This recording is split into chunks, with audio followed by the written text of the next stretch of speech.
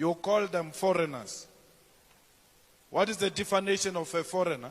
A foreigner is a person who comes into your country without papers, doesn't have anything to show.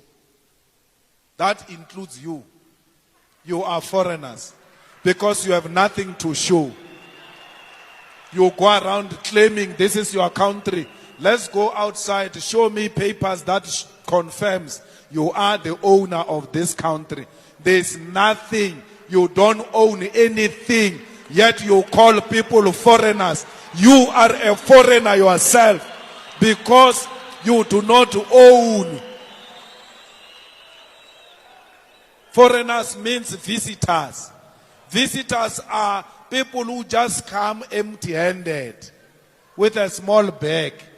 When the time permits, they go. That's you. You are renting. You are marching from the hostels, beating up people that they must leave South Africa. Yet you do not own a hostel. You are paying a rent in that hostel. You can be removed yourself from that hostel.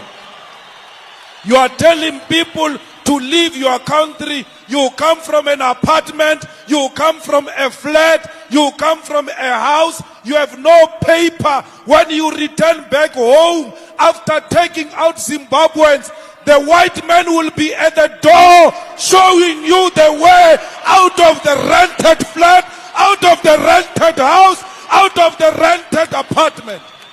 You have nothing to show.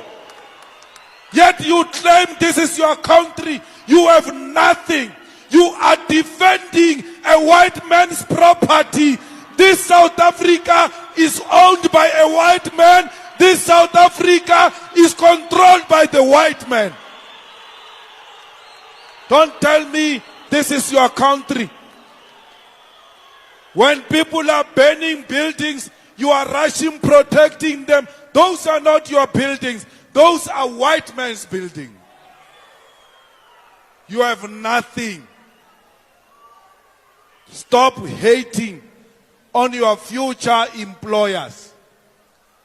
These people are going to hire you. They are the most polite people. Even when they are educated, they still work for small jobs that pay nothing. They don't have pride. They know that you have to work to serve and feed your families. That's why they are here. One day, like it almost happened in Cuba when Obama wanted to lift the embargo against Cuba. One day it is going to happen. I pray to the ancestors of the revolution that it happens when I'm still alive, so that I can replay these videos and say, I warned you about harassing your future employers. I warned you about exploiting the people who are going to share their land with you because they've done it before. Why didn't Mugabe take the land immediately? He waited for you to get your freedom. Because had Mugabe take the land immediately, it would have caused a serious problem to a point where South Africa will not be liberated. They were a frontline state. They gave us a passage. They accommodated us. We stayed in their homes. They gave us food. They gave us shelter. They never called us names. Today it's our turn to say thank you. We become animals. It is not the spirit of Ubuntu what you are doing to these comrades of Zimbabwe. Comrades, the white people, the way they control us, we love them and we say they give us jobs.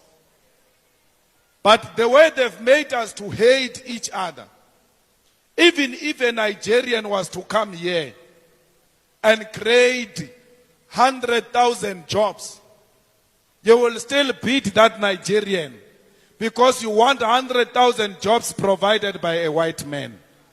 When it is a job provided by a black man, it's not a job enough. They've instilled in you a culture of self-hate.